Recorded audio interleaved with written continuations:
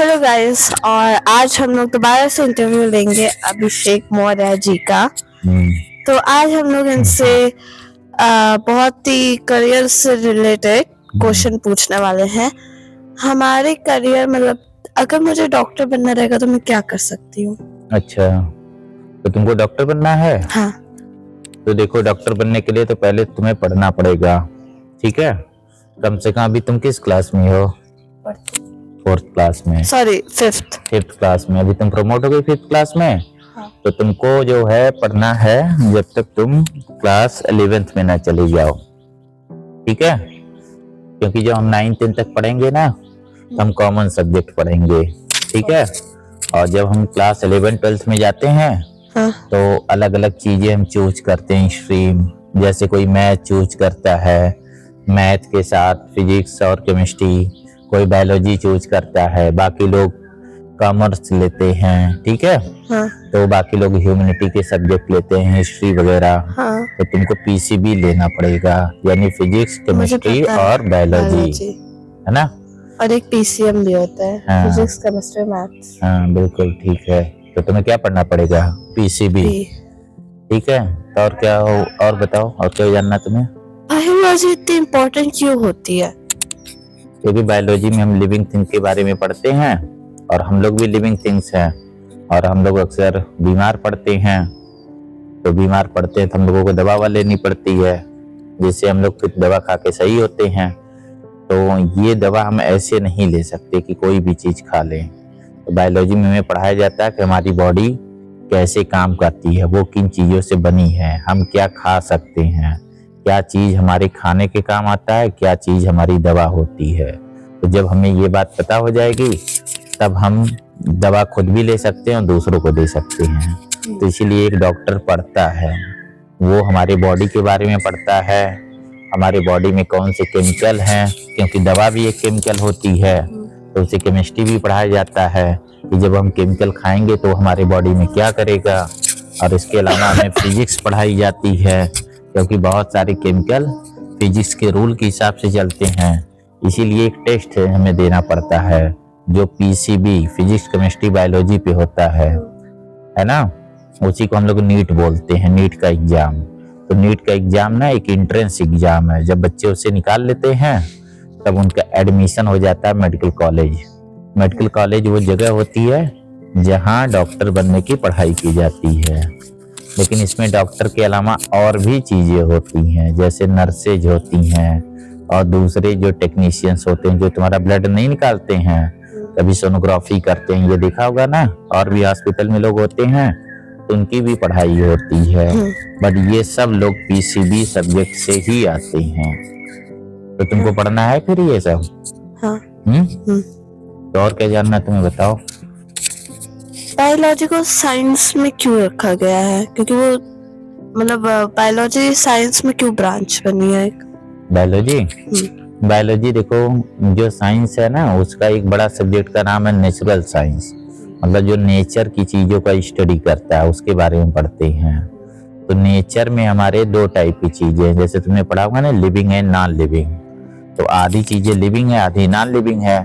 तो लिविंग चीजों को पढ़ने की साइंस को ही हम बायोलॉजी बोलते हैं, और उनमें से हम लोग भी हैं, ठीक है? हम लोग भी लिविंग हैं, हमारे बॉडी के बारे में भी पढ़ते हैं। एक दिन वो मुझसे क्या पूछ रही थी, तुम शरीर क्रिया विज्ञान। शरीर क्रिया विज्ञान। तो मैंने क्या बोला था, उसे बोलते हैं फिजियोलॉजी। क्या बोलते हैं? फिजियोलॉजी, ठीक है? तो फिजियोलॉजी के बारे में हम पढ़ते हैं कि हमारा डाइजेशन कैसे होता है, हमारी किडनी कैसे काम करती है पेट में, हमारा हार्ट कैसे चलता है, ठीक है? और हम सांस कैसे लेते हैं, और ये सब चीजें अगर खराब हो जाए तो उसे ठीक कैसे करेंगे, यही चीज हम मेडिकल में पढ़ेंगे। तो तुम्हें डॉक्टर क्यों बनना है? मुझे डॉक्टर इसलिए बनना है क्योंकि एक तरीके से डॉक्टर लाइफ सेवियर होता है और मैं लोगों को बचाना चाहती हूँ। अच्छा। और क्या चीज है? तुमने यहाँ डॉक्टर को देखा है कहीं पे? हाँ। कहाँ पे?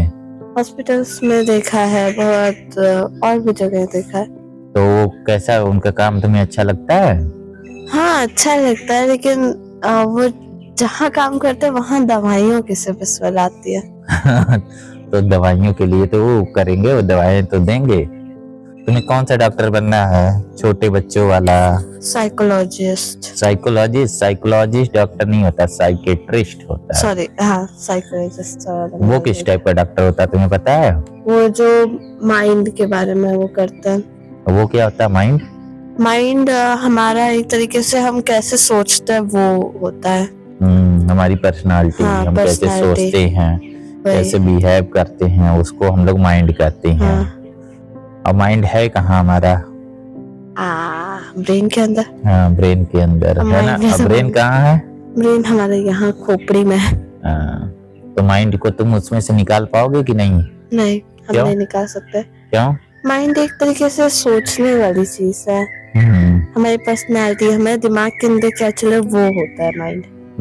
जैसे कंप्यूटर में क्या होता है? सॉफ्टवेयर ना। सॉफ्टवेयर को हम निकाल नहीं सकते, वैसे ही हमारा माइंड भी है।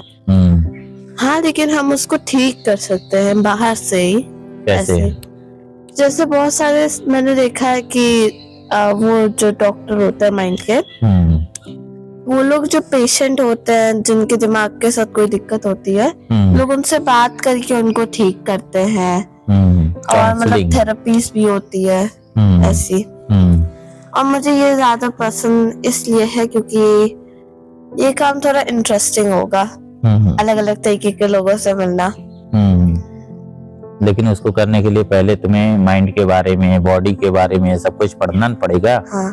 तो उसके लिए तुम्हें बायोलॉजी पढ़नी पड़ेगी। और तुम्हें पता है कि हमारा जो ब्रेन है, जिसके अंदर माइंड है, उसमें बहुत सारे केमिकल होते हैं जो केमिकल रिएक्शन करते हैं।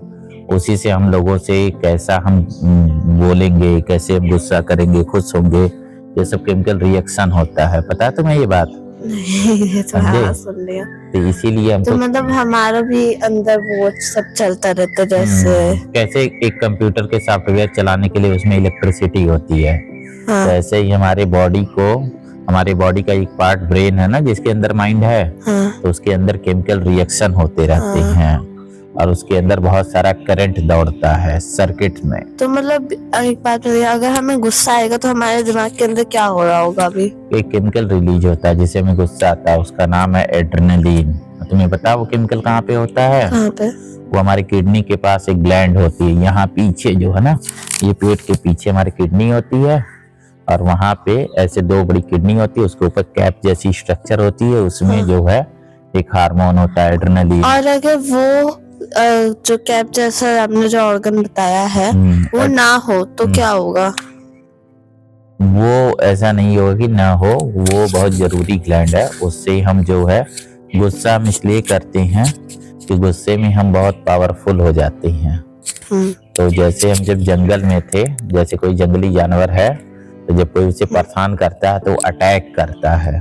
तो वो उसके लिए बना था कि जब हम कोई मुसीबत में हो तो हमारे बॉडी में अचानक से एकदम पावर आ जाए और हम उससे लड़के निकल जाए, तो उसे फाइट रिस्पॉन्स बोला जाता है। फाइट, समझे बात को? अच्छा, तो जिन लोगों को गुस्सा कम आता है, जो लोग ज्यादा काम पर्सनालिटी के होते हैं, तो उनके अंदर वो जो एड्रेनलिन, हाँ, एड्रेनलिन होता है वो कम होता है। हाँ, उनके यहाँ कम रिलीज होता है। अच्छा, तो गुस्सा आएगा कैसे? जैसे गुस्सा आने के लिए अब तुम्हें समझना पड़ेगा थोड़ा सा कि जैसे हमारा जो दिमाग है ना, ब्रेन, ठीक है, और जो माइंड है, ये दोनों हर ऑर्गन को कंट्रोल करते हैं। जैसे हार्ट, लीवर, किडनी, ठीक है, तो वैसे उस ग्लैंड को भी कंट्रोल करते हैं। तो वो उस ग्लैंड को बोलते हैं कि तुम एड्रेनलिन निकालो। जब वो निकालेगा तब होगा। इसीलिए गुस्सा हमारे माइंड पे होता है। तो अगर वो हमारा माइंड वो काम नहीं करे तो हमको गुस्सा नहीं आएगा या बहुत कम आएगा। ये बात तुम समझे? हाँ। है ना? और बाकी सारे इमोशंस का क्या, जैसे रोना, हंसना, सब सारे ही इमोशंस के लिए हमारे माइंड में केमिकल ही होते हैं। ठीक है, जैसे एक होता है डोपामीन। डोपामीन जो चीज की लत लगना, पसंद आना, ये भी हमारे ब्रेन में ही है। जब वो निकलता है तो हमारे माइंड को उससे अच्छा लगता है, समझे? तो ऐसे इन सबको हम बोलते हैं, एक वर्ड देते हैं, न्यूरोट्रांसमीटर। ठीक है। तो ये सब चीजें तुम पढ़ोगे जब तुम हायर क्लास में बायोलॉजी पढ़ोगे ना, तो ये सब चीजें तुम पढ़ोगे। तो तुमको नेचर के बारे में जानने में अच्छा लगता है? हाँ, मुझे पसंद है नेचर के बारे में जानना। अच्छा। और खासकर हमारी बॉडी कैसे काम करती है वो मुझे बायोलॉजी इंटरेस्टिंग लगती है। अच्छा। क्योंकि उसमें वो एक तरीके से हम न्यू चीज को एक्सप्लोर करते हैं, न्यू जगह को एक्सप्लोर करते हैं, इससे मुझे बायोलॉजी पसंद है। देखो अभी ये चिड़िया बोल रही है, देखो है ना, वो देखो चिड़िया उड़ रही है। वो कौन सी चिड़िया तुम पहचान रही हो जो वो चल रही है सामने? मैना है वो कौन सी है? ठीक है। तो हमको ये सब बहुत सारी चीजें पता नहीं होती है, जब तुम बायोलॉजी पढ़ोगे तो ये सब चीजें हम लोगों को पता हो जाएगी। समझे बात को? हाँ।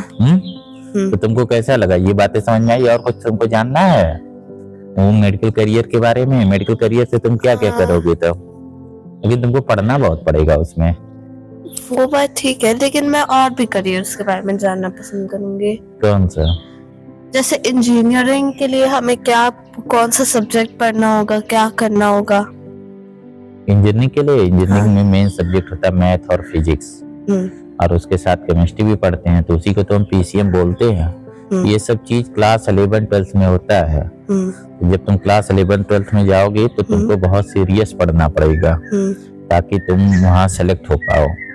अब क्लास 11-12 में साइंस बहुत बड़ी हो जाती है, तो जो बच्चे उसे पढ़ पाते हैं तो उसका भी एग्जाम होता है। उसके एग्जाम का नाम है JEE। हाँ, जेई उसे बोलते हैं। हाँ, JEE। उसके दो होता है, मेंस और एडवांस। तो उससे वो इंजीनियरिंग कॉलेज में जाते हैं। मेंस और एडवांस में फर्क क्या होता है? एग्जाम का लेवल है, मेंस इनिशियल लेवल है, जो उसको कंप्लीट कर लेता है तो उसे एडवांस लेवल पे भेजते हैं। तो एडवांस लेवल वालों को IIT में भेजा जाता है, और मेंस वालों को NIT एक कॉलेज है उसमें भेजा जाता है। ये सब गवर्नमेंट के कॉलेज हैं जो अच्छे कॉलेज हैं, तो वहाँ से लोग अलग अलग इंजीनियरिंग करते हैं। अब इंजीनियरिंग मशीनों के लिए पढ़ा जाता है ना, जैसे ये लिविंग के लिए हम लोग मेडिकल पढ़ रहे थे, तो इंजीनियरिंग मशीनों के लिए पढ़ते हैं। अब मशीनों के लिए जो हम पढ़ते हैं, तो मशीनें और जो ये चीजें हैं वो अलग अलग फील्ड की हैं, समझे? जैसे कंप्यूटर भी एक मशीन है, इलेक्ट्रॉनिक कुछ मशीनें होती हैं, मैकेनिकल मशीनें होती हैं। तो कुछ चीजें हम कुछ स्ट्रक्चर बनाते हैं उसके लिए भी पढ़ते हैं, जैसे सिविल, मतलब जैसे ये मकान बनाना हो, पार्क बनाना हो, सड़क बनानी हो, है ना, मॉल बनाना हो, तो वो सब सिविल इंजीनियर देखता है। तो इंजीनियरिंग का काम यही होता है कि ये सब चीजों को देखना, समझे? तो वो लोग कोई स्ट्रक्चर बनती है तो उसको डिजाइन करते हैं, बताते हैं कि कहाँ क्या बनाओ, कैसे इसका लोड रुकेगा, नहीं तो ये स्ट्रक्चर के अंदर गिर जाएगी, समझे? एरोनॉटिकल इंजीनियरिंग भी होती है, जो एरोप्लेन बनाते हैं। ये एक अलग से होती है? हाँ, सबके लिए स्पेशलाइजेशन होती है ना। वैसे डॉक्टर में भी तो है, डॉक्टर में जैसे हार्ट का डॉक्टर अलग होता है, कार्डियोलॉजिस्ट, नेफ्रोलॉजिस्ट, फिर भी स्किन का डॉक्टर। एरोप्लेन बनाएंगे वो? हाँ, तो वो बहुत बड़ी फील्ड हो जाती है ना, ये एक बड़ी टेक्नोलॉजी होती है, बहुत सारा उसमें नॉलेज होता है ना। तो पहले वो कॉमन ही पढ़ते हैं, बाद में उन्हें अलग कर दिया जाता है कि आप लोग एरोप्लेन बनाने के बारे में पढ़ना। कुछ तो सबमरीन वाले भी होते हैं जो सबमरीन बनाते हैं, समझे? और कार्स के लिए भी तब अलग ही होते होंगे? हाँ, कार के लिए वैसे अलग नहीं है, मैकेनिकल जो इंजीनियरिंग होती है मशीन वाली, उसी में ऑटोमोबाइल इंजीनियरिंग बोला जाता है, समझे? तो वो इंजन को बनाने वाले इंजीनियर हैं।